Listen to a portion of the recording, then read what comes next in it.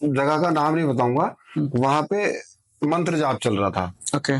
तो वहां पे किसी ने उसको बताया कि आपके घर में ऐसा कुछ ऊपर वाला सिस्टम है। तो उसने बताया कि वो रात को सोया हुआ था और उसको आके किसी ने दबा लिया। अच्छा। और उसने बोला कि ये जो तेरे घर में पूजा चल रही है इसको बंद करा फटाफट। नमस्कार दोस्तों, आज की पॉडकास्ट सीरीज में हमने लास्ट कुछ समय में हेल्थ से रिलेटेड कुछ टॉपिकों को कवर किया था।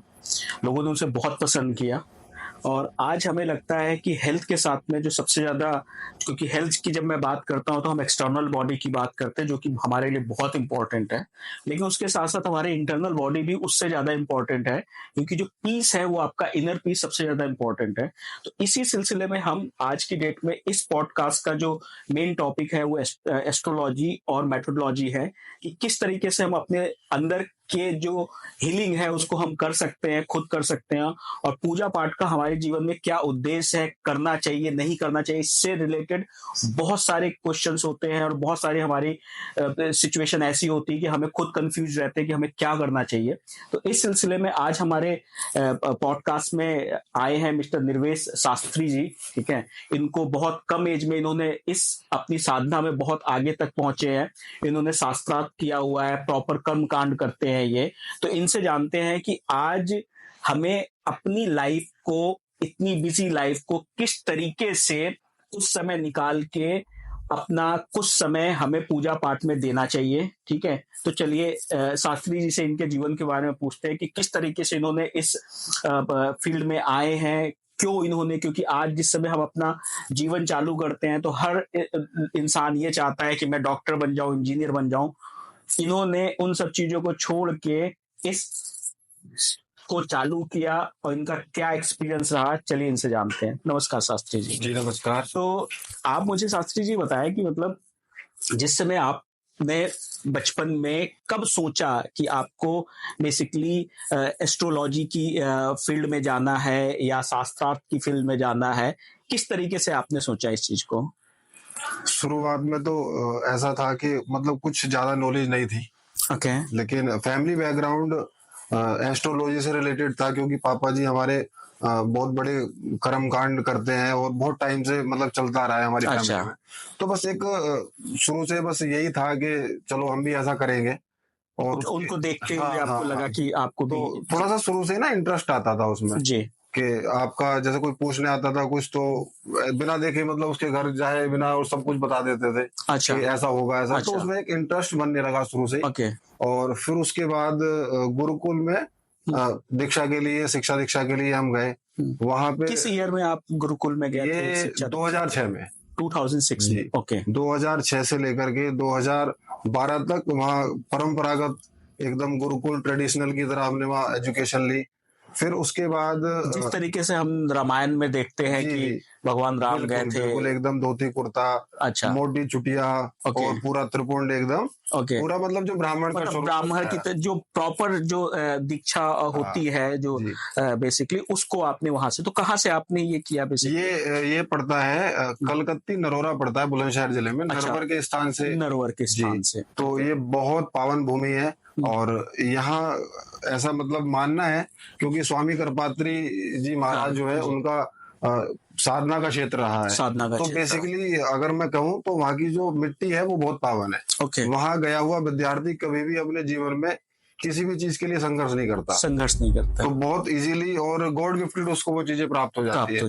तो वही था मेरा भी। जब हमने वहाँ पूजा पाठ होने लगा, पूजा पाठ करने लगे, सारी कुछ चीजें मतलब सीख ली सब।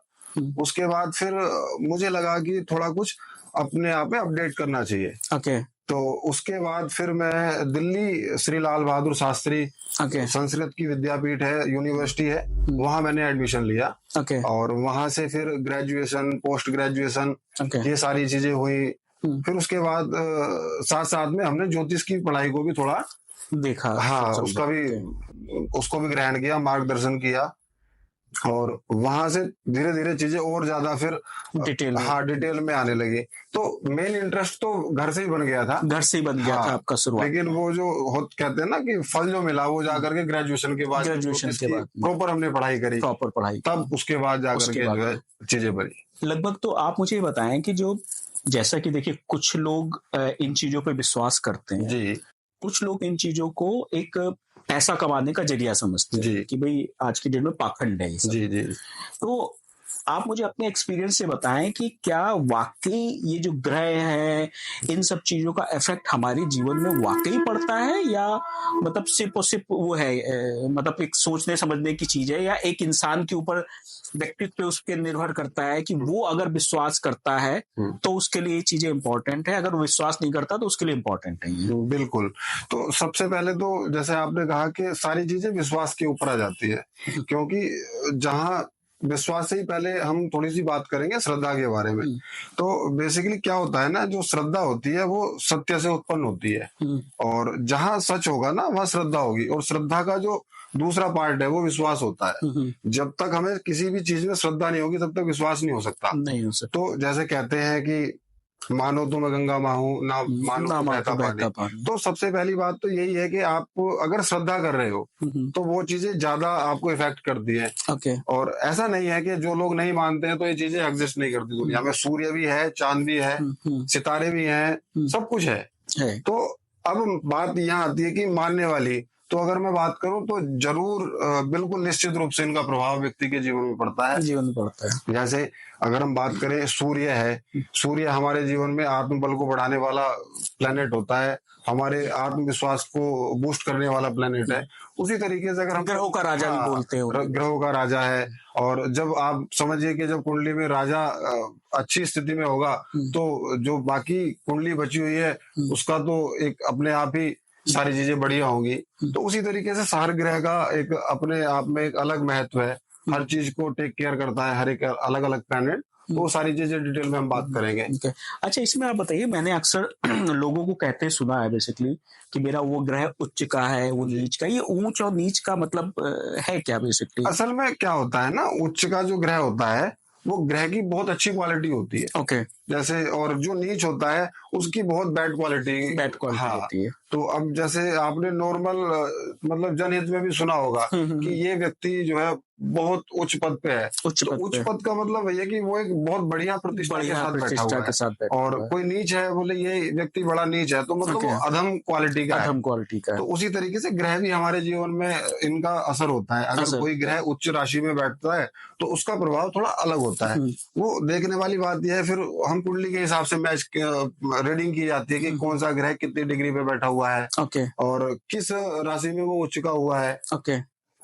उससे भी ज्यादा इंपॉर्टेंट हो जाता है वो किस स्थान में बैठा हुआ है, किस स्थान पे बैठा हुआ है। तो ग्रह का उच्च होने का बहुत अच्छा फल व्यक्ति को जीवन में मिलता है। वहीं अगर ग्रह नीच है तो उसका जो प्रभाव व्यक्ति के जीवन में होता है वो बहुत ज्यादा डिमोटिवेट इंसान को कर देता है। तो इसमें जो ग्रह है वो स्पेसिफिक किसी राशि में जाके ही उच्च का होता है, किसी भी राशि में उच्च का होता है? नहीं, वो एक राशि, पर्टिकुलर राशि में जाकर उच्च का होता है। जैसे अगर सूर्य की बात करें तो वो किसी एक पर्टिकुलर, जैसे सूर्य की अगर हम बात करें तो सूर्य मेष राशि में उच्च का हो जाता है। चंद्रमा वृष राशि में उच्च का हो जाता है। उसी तरीके से अगर हम यहाँ नीच राशि को देखें तो सूर्य तुला राशि में नीच में, और चंद्रमा वृश्चिक राशि में नीच के हो जाता है। जो ग्रहों का जो दृष्टियों का जो रहता है कि मतलब उसकी उस पे, जैसे शनि के बारे में सबसे ज्यादा सुनते हैं कि शनि की दृष्टि जहाँ पड़ती है वो खराब हो जाता है समथिंग। तो मतलब ये बिल्कुल सही सुना है आपने, और ये हमारे शास्त्रों में कहा गया है कि शनि जहाँ पे बैठते हैं वहां का कभी भी नुकसान नहीं करते। अच्छा। हाँ, लेकिन जहाँ उनकी दृष्टि होती है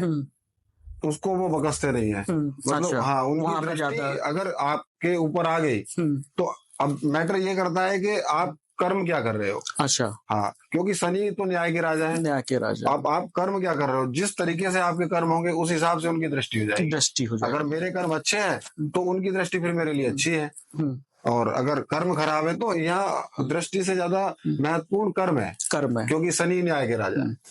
वो इसीलिए कहते हैं कर्मण्येवाधिकारस्ते मा फले सक्ता। जी, बिल्कुल। तो आप मुझे बताएं कि बेसिकली आज की डेट में जो एक मॉडर्न लाइफ है, मॉडर्न लाइफ में बहुत ज्यादा लोग, और जैसा कि है कि कलयुग चल रहा है, तो क्या इस मॉडर्न लाइफ में अगर किसी इंसान को पूजा पाठ करनी है, ठीक है, और बहुत ही कम लोग हैं जो गुरुकुल या ट्रेडिशनल लिटरेचर को फॉलो कर पाते हैं, तो उसे बेसिक ऐसा क्या करना चाहिए कि जिससे कि उसका मतलब ये है ना कि पूजा अगर वो डिटेल में भी नहीं कर पा रहा है या थोड़ी बहुत भी कर रहा है, तो उसको क्या सजेस्ट आप करते हो कि भाई इतना कर लो, मतलब एक होता बेसिक, तो आपका कम से कम अगर अच्छा नहीं हो रहा तो बुरा तो नहीं होगा। करेक्ट।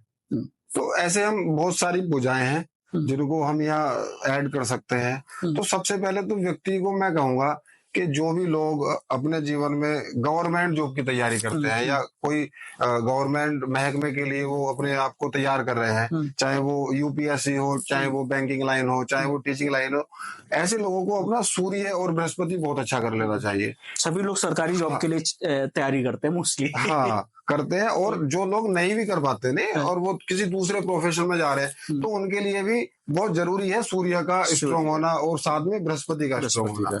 यानी इन शॉर्ट अगर बात करूं कि लाइफ में ये फैक्ट है कि अगर आपको लाइफ में तरक्की करनी है तो दो चीजें बहुत इंपॉर्टेंट है, एक सूर्य और बृहस्पति। सूर्य इसलिए जैसा शास्त्री जी ने बताया है कि सूर्य आपका आत्मबल है, यानी कि इन शॉर्ट अगर मैं बात करूं कि किसी भी बिजनेस को रन करने के लिए, किसी भी जॉब को रन करने के लिए आपका इनर कॉन्फिडेंस बहुत इंपॉर्टेंट है, और बृहस्पति जहां तक ज्ञान के कारण है। तो ये फैक्ट है कि अगर आपके अंदर ज्ञान है और आप उसको एक्सप्रेस करने की लीडरशिप क्वालिटी आपके अंदर नहीं है, तो कहीं ना कहीं आप उसको ज्ञान होते हुए भी आप नहीं कर पाओगे। बहुत सारे ऐसे आपने केसेस देखे हुए हैं, ठीक है, कि अगर उनके पास लीडरशिप नहीं है तो एक्सप्रेस नहीं कर पाते। तो शास्त्री जी का कहना है कि आप कम से कम इन दोनों प्लैनेट का ध्यान रख के और इनको आप ठीक करके, तो इनका आप थोड़ा सा आप शॉर्ट में बताएं मुझे कि इन दोनों प्लैनेट को बेसिक बहुत मतलब स्मॉल तरीके से कैसे ठीक कर सकते हैं। सबसे सरल जो उपाय है वो है सूर्य भगवान को जल देने का। अच्छा। हाँ, अब इसमें कंडीशन होती है, कई बार क्या होता है कि तांबे के पात्र से उसमें रोली डाल करके, थोड़ा लाल पुष्प डाल करके, अक्षर डाल करके, और यहाँ पे क्योंकि सूर्य का रंग लाल है तो वहां पे गुड़ ऐड कर लेना चाहिए। कुछ लोग गलती करते हैं वहां पे चीनी ऐड कर लेते हैं। तो जब आप ये उपाय करोगे तो इस उपाय को करने से सूर्य तो आपका प्रबल होगा ही होगा कुंडली में, लेकिन उसके साथ साथ आपका मंगल भी अच्छा होगा। मंगल भी अच्छा क्यों? क्योंकि सूर्य राजा है और मंगल सेनापति है। मंगल सेनापति। और जब सूर्य अच्छा होगा, राजा किसी भी देश का हो या कुंडली में ही राजा हो, अगर किसी कुंडली का राजा अच्छा है तो सेनापति ऑटोमेटिक बलवान हो जाता है। तो यानी इन शॉर्ट बात करो कि अगर मोदी जी स्ट्रांग है तो अमित शाह तो अपने आप ही स्ट्रांग हो गए। दूसरा यहाँ पे यह है कि जब आप उसमें रोली ऐड करोगे तो इससे भी मंगल, क्योंकि मंगल का कलर लाल है और गुड़ का भी कलर लाल है, तो यहाँ पे मंगल भी ठीक हो जाएगा। लेकिन मेरा एक अलग सजेशन है थोड़ा, जो लोग, जैसे अभी मैंने आपको बताया था कि जो लोग गवर्नमेंट फील्ड की तैयारी कर रहे हैं उनको रोली की जगह हल्दी ऐड कर लेनी चाहिए। हल्दी ऐड कर लेनी चाहिए। इससे क्या होगा कि इससे बिना बृहस्पति का उपाय किया उनका बृहस्पति बलवान हो जाएगा, स्ट्रांग हो जाएगा। और जैसे ही बृहस्पति बलवान होगा तो उनके अंदर जो ज्ञान है, विवेक है, वो अपने आप सीमित मात्रा में बढ़ने लगेगा। तो अब ये बताएं, क्या जैसे कि आपने बताया, तो क्या अब जैसे अलग अलग लोगों की लाइफ स्टाइल है जी।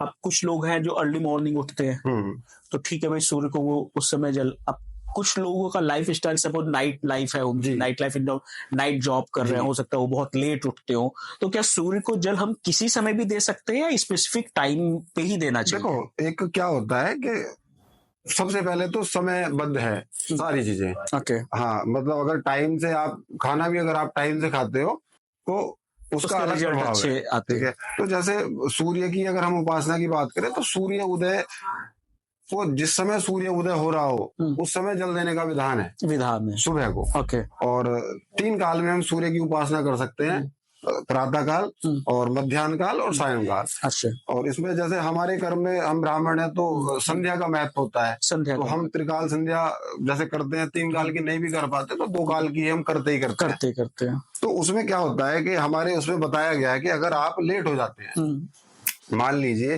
कि सूर्य उदय 6:30 बजे हुए, ठीक है, और आप सो करके आपकी जो नित्य क्रिया है आप उससे निवृत्त होते हैं 9 बजे, ठीक है, तो आप 9 बजे अगर आप सूर्य को जल चढ़ाएंगे तो सूर्य को सुबह के समय 3 अर्घ्य देने का विधान है, ठीक है, 3 बार जल देने का विधान है। तो वहाँ एक प्रायश्चित रूप में आप एक जल, जो एक अर्घ्य है उसको एक्स्ट्रा दे सकते हैं। तो जो आपका जो टाइम वाली जो चीजें हुई है ना उसको वो कवर करेगा, क्योंकि प्रायश्चित में एक अर्घ्य एक्स्ट्रा दिया गया है जी।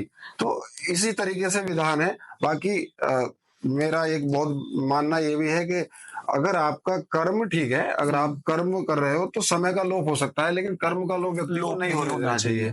हाँ, अगर आपका समय थोड़ा कभी इधर उधर हो जाता है तो आप उसके चक्कर में आकर के कि अब मैं लेट हो गया, तो आपको अपना नियम नहीं भंग करना है। नियम नहीं, मतलब इन शॉर्ट अगर बात करें कि, तो अगर मैं सिंपल शब्दों में समझाने की कोशिश करूं तो आपको कई बार क्या है कि ब्रेकफास्ट करना है, ठीक है, अब कई बार क्या है कि ब्रेकफास्ट का टाइम निकल गया, तो अब ऐसा नहीं है कि आपकी बॉडी बिना ब्रेकफास्ट के चल सकती है। वो ब्रेकफास्ट हो सकता है लंच हो जाए आपके लिए, टाइमिंग उसकी लंच की हो जाए, लेकिन वो आपके पास में, यानी बॉडी को फूड मिलना चाहिए। इसी तरीके से अगर आप कोई पूजा कर रहे हैं, अगर आप लेट भी हो रहे हैं तब भी आपको वो पूजा करनी चाहिए, उससे आपको जो मतलब लेट होने का जो इफेक्ट, साइड इफेक्ट होना चाहिए वो नहीं होगा। अब आप बताएं, आप जैसे आपने 3 अर्घ की बात की कि अगर आप लेट हो रहे हैं तो एक अर्घ है। अगर सपोज कोई इंसान ये काउंट नहीं कर रहा है, ठीक है, कि मैं 3 अर्घ डाल रहा हूँ, ये 4 अर्घ डाल रहा हूँ, तो क्या उसके साइड इफेक्ट भी हो सकते हैं? नहीं, विधान है। अच्छा, 3 अर्घ देने का विधान है। अब कोई इंसान ऐसा भी होता है कि 1 लोटा भरता है और एक ही बार में चढ़ा देते हैं, ठीक है। और कोई ऐसा भी होता है जिसको जानकारी होती है, वो 3 बार में या 5 बार में देते हैं, लेकिन जो विधान है वो 3 देने का विधान। अगर आप 2.5 घड़ी लेट होते हो, सूर्य उदय के बाद अगर आप 2.5 घड़ी लेट होते हो तो 1 अर्घ आपको एक्स्ट्रा देने का विधान है। हाँ, अब कुछ लोग इसके अनुकूल चलते हैं, कुछ को ज्ञान होता है, कुछ को नहीं होता है। तो जिन लोगों को ज्ञान है, और इस वीडियो के माध्यम से भी कुछ लोगों को ज्ञान होगा, तो वो इस चीज को जरूर अप्लाई करेंगे। अब इसमें क्या है कि जिस समय हम अर्घ दे रहे हैं तो क्या उस समय किसी मंत्र का उच्चारण करना चाहिए या क्या कहना क्या चाहिए? बिल्कुल, देखो सबसे इम्पोर्टेंट तो ये है कि अगर आप सूर्य का अर्घ दे रहे हो तो सूर्य के बहुत सारे मंत्र हैं। जैसे आप ओम घृणी सूर्याय नमः, इस मंत्र का जाप करते हुए आप सूर्य भगवान को जल चढ़ा सकते हो। कई बार ऐसा हो जाता है कि कुछ लोग उच्चारण नहीं कर पाते, तो सिंपल है, उनके लिए ओम सूर्याय नमः ऐसा बोल करके वो सूर्य भगवान को अर्घ दें। आप सूर्य का मंत्र जाप करते हुए अगर सूर्य भगवान को अर्घ देते हैं तो वो ज्यादा महत्व देता है। अब इसी में से मेरा जो एक सिंपल क्वेश्चन है कि आपने बोला ओम सूर्याय नमः जी, अब इसमें जो ओम शब्द है, क्या ओम शब्द का उच्चारण सब लोग कर सकते हैं या इसके ओम शब्द के उच्चारण के क्या नियम हैं? जी, तो ओम शब्द का जो उच्चारण है ना, बेसिकली हर व्यक्ति को, हमारे वेदों में भी कहा गया है कि हर व्यक्ति को नहीं करना चाहिए। हाँ, इसमें भी कंडीशन अप्लाई होती हैं। तो जैसे कोई व्यक्ति गुरु दीक्षा लिया हुआ है, मान लीजिए उसने गुरु दीक्षा ले ली है, तो वो व्यक्ति ओम का उच्चारण कर सकता है। अच्छा, जब गुरु दीक्षा लेने के बाद फिर ओम का वो वैसे भी, क्योंकि ओम वेद मंत्र है, जब आप कोई भी वेद मंत्र बोलेंगे, अगर उसके आगे आप ओम लगा दोगे, अगर आप किसी श्लोक के आगे भी ओम लगा दोगे तो ऑटोमेटिकली वेद मंत्र हो जाएगा। ठीक है, तो हर वेद मंत्र के आगे ओम का उच्चारण होता ही है। तो ओम हमारा सबसे बड़ा वेद है। तो इसकी जैसे आप गुरु दीक्षा लेते हैं तो गुरु दीक्षा लेने के बाद ये जो होता है ये खुल जाता है, मंत्र खुल जाता है। तो इसके बाद आप ओम से कोई भी मंत्र का स्टार्ट कर सकते हो, कोई आपत्ति नहीं है। लेकिन जो लोग दीक्षा नहीं लेते हैं उनके लिए ये नकारात्मक प्रभाव वाला भी हो सकता है। तो अब ये बताया आप मुझे, क्या ओम शब्द का उच्चारण स्त्रियां भी कर सकती हैं? हाँ, जो गुरु दीक्षा अगर गुरु दीक्षा ली है, जिन लोगों ने गुरु दीक्षा ली हुई है वो स्त्रियां भी ओम का उच्चारण कर सकती है। यहाँ पे एक बात मैं और बताना चाहूंगा, कुछ लोग अज्ञानवश गायत्री मंत्र का जाप करते हैं और महिलाएं उसमें ज्यादा मात्रा में है, तो महिलाओं को गायत्री मंत्र का जाप नहीं करना चाहिए। इसके साथ इसके पीछे बहुत सारे मेथड है, तो बहुत डिटेल में हम चले जाएंगे। लेकिन इन शॉर्ट महिलाओं को गायत्री का जाप नहीं करना चाहिए। ओके, अच्छा आप बताइए, जब जैसे आपने बोला दीक्षा जो है, तो क्या स्पेसिफिक मतलब क्या एक कम्युनिटी ही दीक्षा ले सकती है या दीक्षा कोई भी ले सकता है?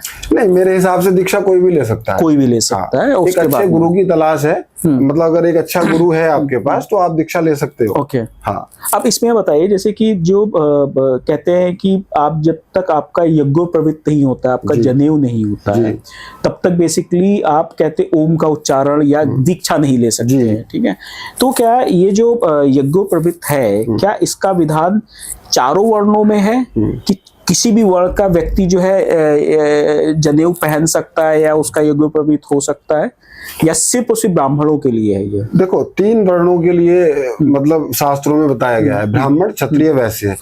ये तीन ही लोग पहले से आदि अनादिकाल से ये तीन वर्ण ही यज्ञोपवीत संस्कार का सेवन करते हैं। तो जैसे हम गुरुकुल में गए थे तो हमारा 2007 में यज्ञोपवीत हुआ था, पूरे बड़े एकदम विधि विधान के साथ हुआ था। तो उसी समय हमें जो है, जैसे यज्ञोपवीत हमारा हुआ था उसी समय हमें दीक्षा दी गई थी गुरु मंत्र की, हमें आज भी याद है। तो उसमें हमें सबसे पहले ओम का ही उच्चारण कराया गया था। हाँ, तो उसके बाद अब कोई भी अगर आप मंत्र पढ़ते हो तो ओम तो आप लगा ही देते हो, ऑटोमेटिक वो लग ही जाता है। ठीक है, तो यहाँ पे यही चीजें हैं कि जिस तरीके से हम करते जा रहे हैं तो हमारी दीक्षा हुई है, कोई भी व्यक्ति दीक्षा लेकर के कर सकता है।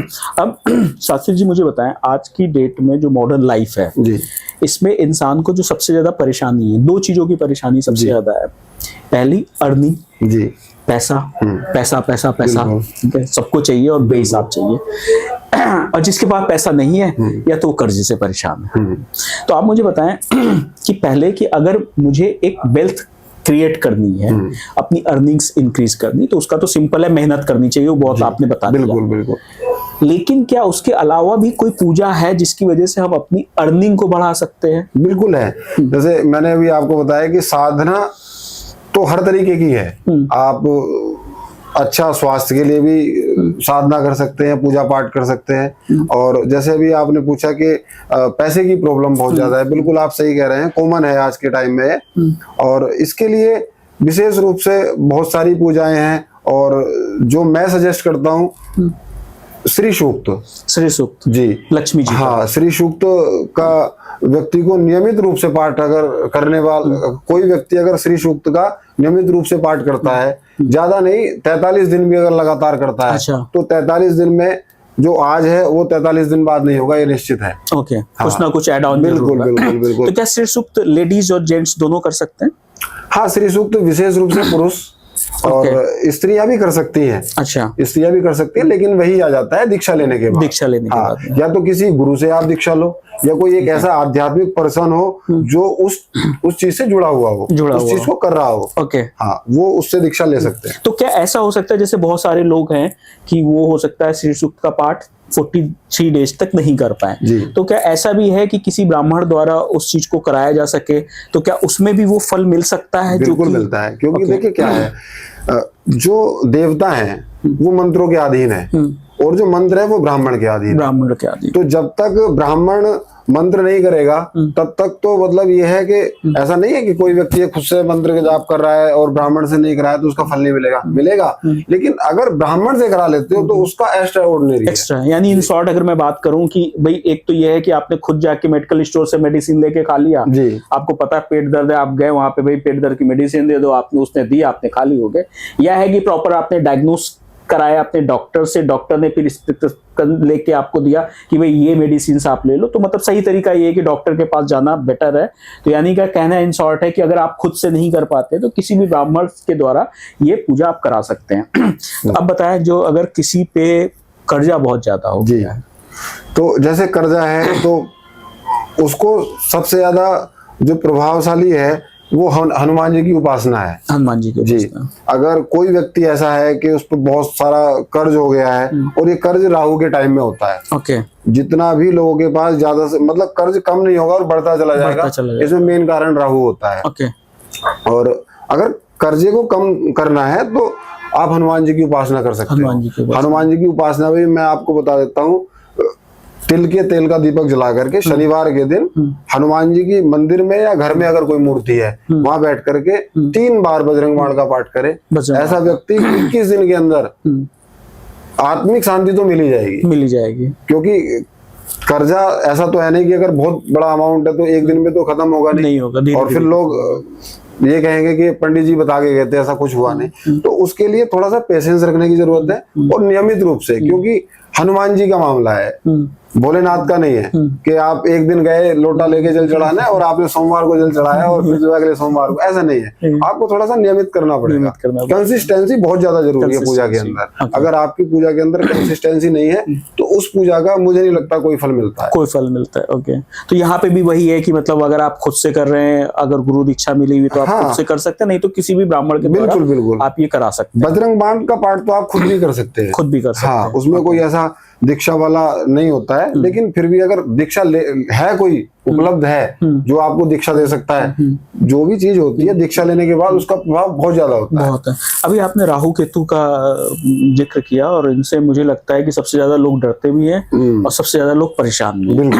लेकिन राहु केतु का कोई उपाय बताएं जिससे कि हमारे कुंडली में कई बार हमें पता भी नहीं होता है कि हम किस वजह से परेशान हैं।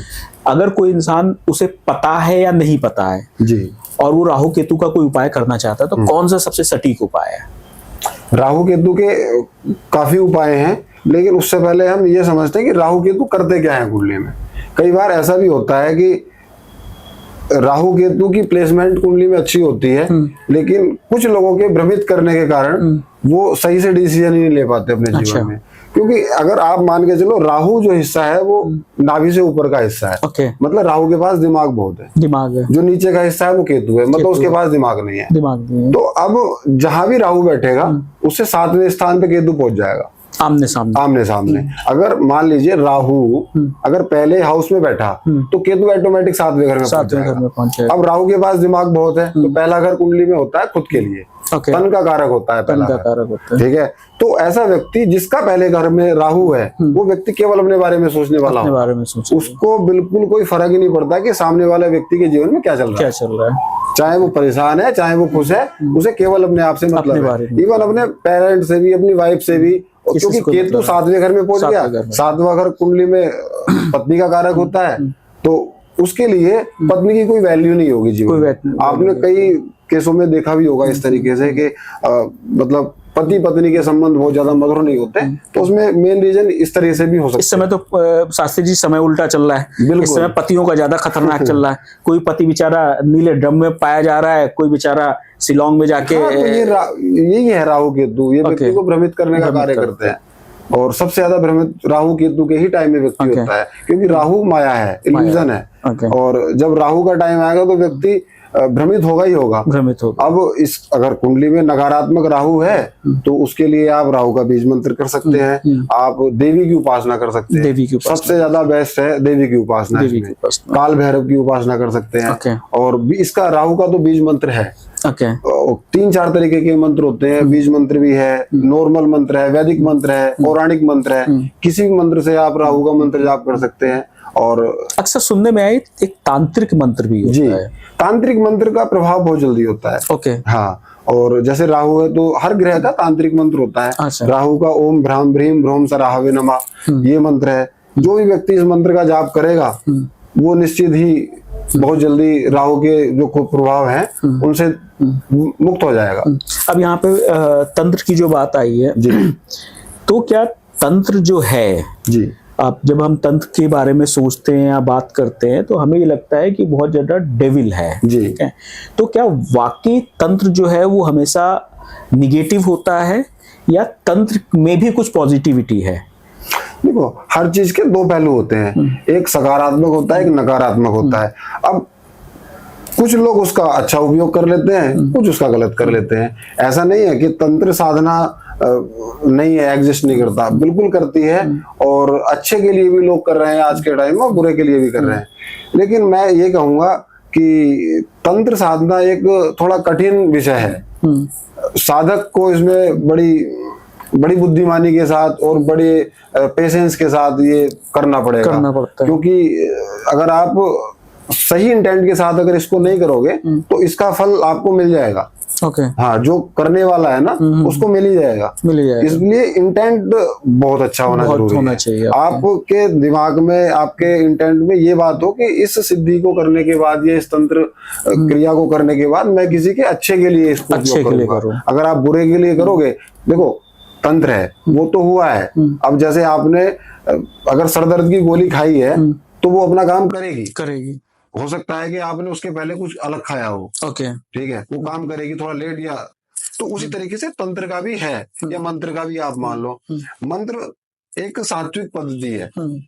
अच्छा, जो कार्य तंत्र से हो सकता है वो मंत्र से भी हो सकता है, ऐसा नहीं है। लेकिन मंत्र एक आयुर्वेदिक दवाई है। ओके। और वो एलोपैथिक है, वो जल्दी इलाज करती है। बस यही है। अगर आप मंत्र की साधना के साथ करोगे तो मंत्र की जो क्रिया होती है ये सात्विक होती है। वो सारी चीजें, अगर आपके घर में कोई बीमार है तो उसके लिए भी मंत्र जाप होता है। अगर आपको करियर में बाधाएं आ रही हैं तो उसके लिए भी मंत्र जाप है। आप थोड़ा सा मानसिक रूप से परेशान है तो उसके लिए भी मंत्र जाप है। हर चीज का उपाय है, परंतु जो गलत चीज आप कर रहे हैं उसका कोई उपाय नहीं है। अच्छा। हाँ।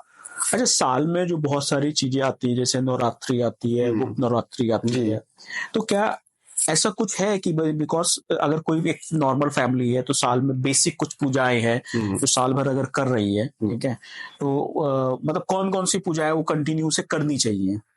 तो 3 से 4 पूजाएं तो ऐसी हैं जो भारत के हर कोने कोने में हर व्यक्ति करता ही है और उनको करनी भी चाहिए।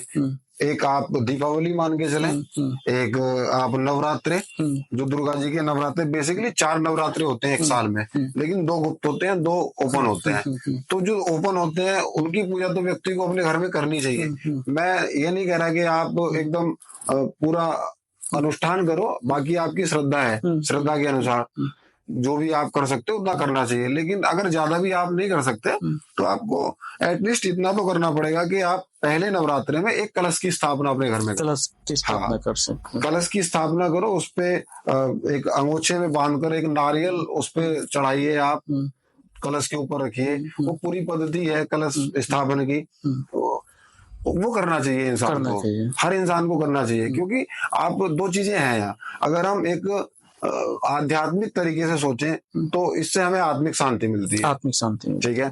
और अगर हम इसको वैज्ञानिक दृष्टिकोण से भी देखें तो शायद हम जो ये कर रहे हैं कल को आने वाली पद्धति में हमारी इसको करेगी, है ना। तो ये जो जितने भी आप नवरात्रि ले लीजिए, आप दीपावली ले लीजिए, आप होली ले लीजिए, या शिवरात्रि हो गई, जन्माष्टमी हो गई, हमने सुना है ना अपने पूर्वजों से कि ऐसा होता है, हमने देखा तो नहीं, ठीक है, परोक्ष से ही चलती आ रही है ये चीजें। तो मुझे ऐसा लगता है कि ये सांस्कृतिक चीजें हैं और सामाजिक चीजें भी हैं। सामाजिक चीजें, ये जो आप त्योहार की बात कर रहे हैं हम, या होली हो गया, दीपावली हो गया, ये हमारी संस्कृति को भी बढ़ा रहे हैं और इसके साथ साथ हमारी जो आने वाली जनरेशन है हम उसको ऑटोमेटिकली हस्तांतरित कर दे रहे हैं, ठीक है, कि भाई ऐसे ऐसे शिवरात्रि पे ये पूजन इस तरीके से होता है, जन्माष्टमी पे ऐसे व्रत रखा जाता है, इस टाइम ये करना होता है, इतना कीर्तन करना। तो हम ये अपनी आने वाली जनरेशन को ऑटोमेटिकली हस्तांतरित कर रहे हैं। और इसका अगर हम देखें तो आध्यात्मिक रूप से हमें ये करने से शांति भी मिलती है, और सबसे बड़ी बात यह है कि प्रभु के साथ हमारा जो संबंध है वो थोड़ा सा मजबूत हो जाता है। हमें ऐसा महसूस होता है। इन शॉर्ट सबसे ज्यादा इंपॉर्टेंट है पीस ऑफ द माइंड, यानी इन शॉर्ट अगर हम बात करें तो किसी भी तरीके की पूजा अगर आप कर रहे हैं तो आपको पीस ऑफ माइंड, कुछ मिले ना मिले, पर पीस ऑफ माइंड तो आपको इमीडिएट मिल ही जाएगा।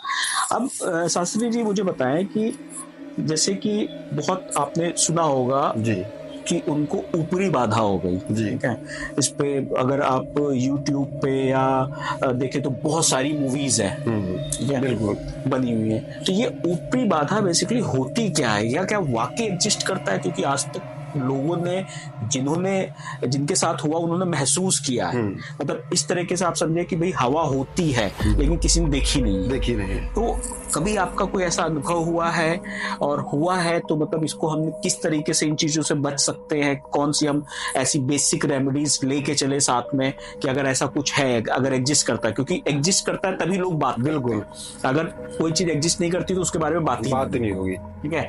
तो कहीं ना कहीं आप मुझे बताएं कि मतलब हाँ, एक नहीं, ऐसे मतलब बहुत सारे इंसिडेंट हुए हैं, लेकिन एक बहुत कॉमन है तो वो मैं आपको बताता हूँ।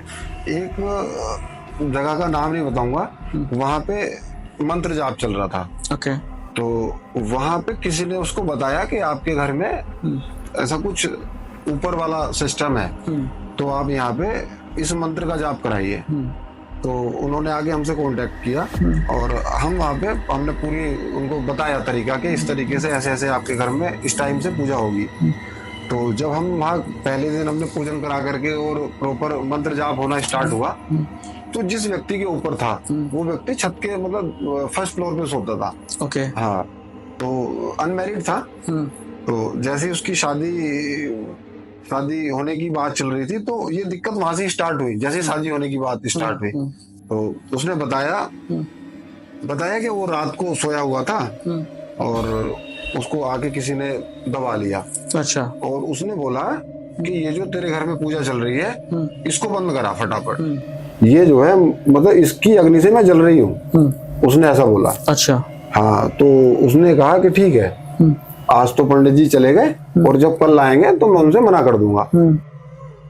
अब उसने हमसे कोई ऐसा जिक्र नहीं किया कि ऐसा ऐसा कुछ मेरे साथ रात, तो उसने हमसे कोई जिक्र नहीं किया उसका। पूजा पाठ भी कि पहली नाइट पे उसके साथ ऐसा ऐसा हुआ, कोई उसने मतलब इंसिडेंट बताया ही नहीं। ओके। फिर धीरे धीरे मतलब ऐसा 5 दिन की पूजा थी, वो चलता रहा। ओके। और हम आ जाते थे शाम को पूजा करके, रात को उसके साथ फिर ऐसा ही होता था कि तू ये मंत्र जाप नहीं बंद कराएगा, ऐसा हो जाएगा वैसा हो जाएगा। और बोला ठीक है कि मैं सुबह करा दूंगा, आज तो नहीं, अब तो पंडित जी चले गए। और जब लास्ट वाले दिन हवन हो गया प्रॉपर एकदम, सब पूरा संपूर्ण हो गया उसका अनुष्ठान, तब उसने बताया कि पंडित जी मुझे कुछ बताना था। तो मैंने कहा ठीक है बताओ। तो उसने बताया कि मेरे साथ पहले दिन से ऐसा ऐसा ऐसा ऐसा हो रहा है। अच्छा। हाँ। तो आप ये समझे कि मतलब मंत्रों में कितनी शक्ति होती है। तो यानी उसके बाद में वो फिर एक्सपीरियंस उसका बंद हो गया, फिर नहीं हुआ, जैसे हवन हुआ वो खत्म हो गया, वो खत्म हो गया। तो इतनी शक्ति होती है मंत्रों में। जैसे मतलब वहाँ मंत्र स्टार्ट हुए, अगले मतलब उसी दिन उसने उसको पकड़ लिया आकर के बोले ये बंद कराओ फटाफट, बोले इससे मुझे जलन महसूस हो रही है। अच्छा। हाँ, ऐसी एक इंसिडेंट और भी है। मंत्रों का एक प्रभाव बहुत ज्यादा होता है। कोई एक अच्छे महात्मा थे, उन्होंने गायत्री के 3 पुरुष चरण करे। अच्छा। अब उनसे किसी ने बता दिया था कि अगर पुरुष चरण का आप थोड़ा सा बताएंगे, मतलब पुरुष चरण का ऐसा होता है कि संख्या होती है। जैसे गायत्री का पुरुष चरण है तो उसमें 24 लाख की संख्या होती है। 24 लाख, मतलब 24 लाख बार गायत्री करना। हाँ, एक पुरुष चरण हो जाता है।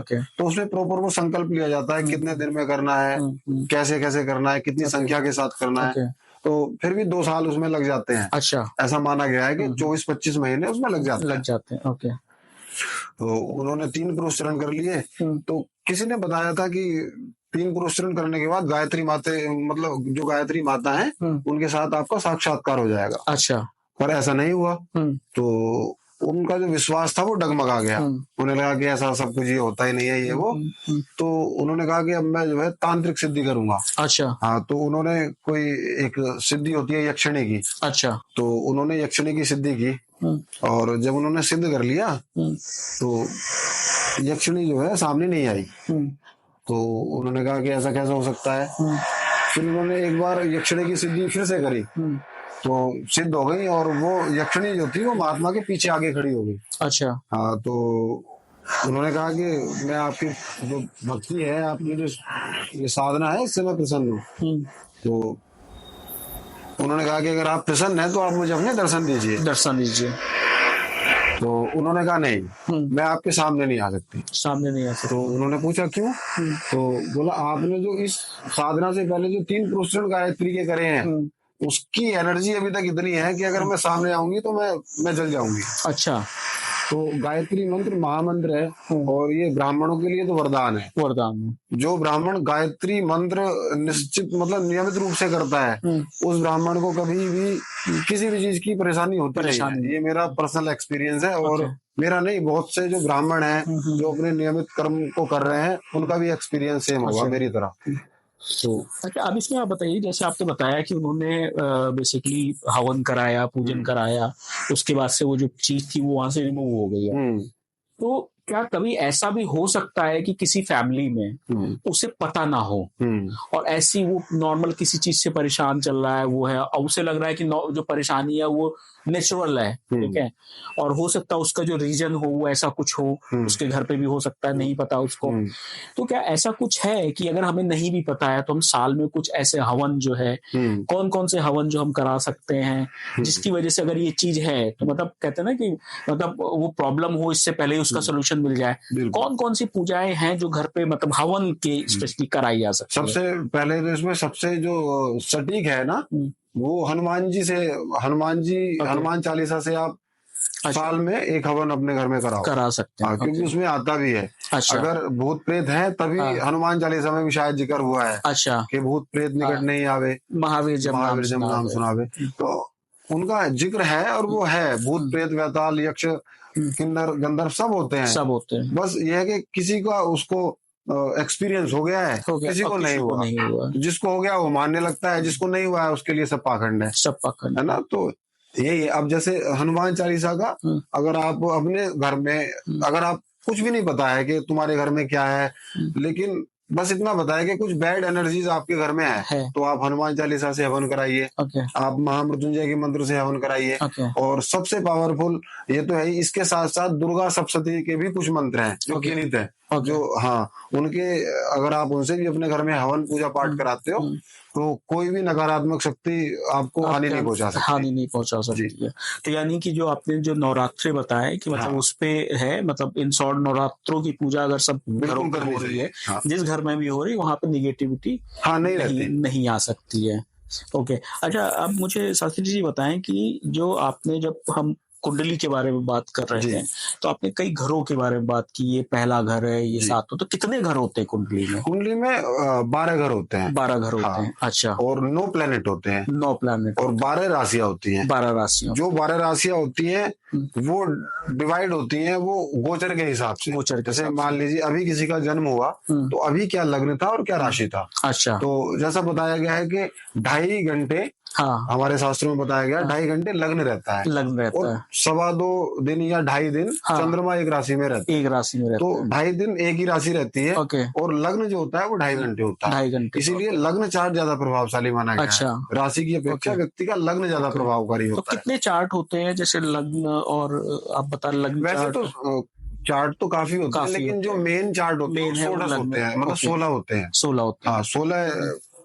16 चार्ट की कुंडली होती है। तो उसमें मेन जो है वो लग्न चार्ट होता है। कभी भी अगर कुछ भी देखना, समझना, समझाना हो तो लग्न चार्ट। बिल्कुल। बाकी हर चीज के लिए एक अलग स्पेसिफिक होता है। अगर आपको किसी मतलब उसके जीवन साथी के बारे में जानकारी चाहिए तो फिर आपको D9 चार्ट यानी कि 9 मास चार्ट देखना पड़ेगा। किसी का आपको अगर करियर ज्यादा डीप में देखना है तो उसका आपको 10 मास चार्ट चेक करना पड़ेगा। तो इसी तरीके से D7 D10 जो बेसिकली वही होता है। हर चीज के लिए एक स्पेसिफिक बना हुआ है। तो इसी के साथ आज बहुत इंटरेस्टिंग बातें हमें समझने और जानने को मिली। इसी के साथ इस पॉडकास्ट का अंत करते हैं। मिलते हैं नेक्स्ट पॉडकास्ट पे बहुत जल्दी। नमस्कार।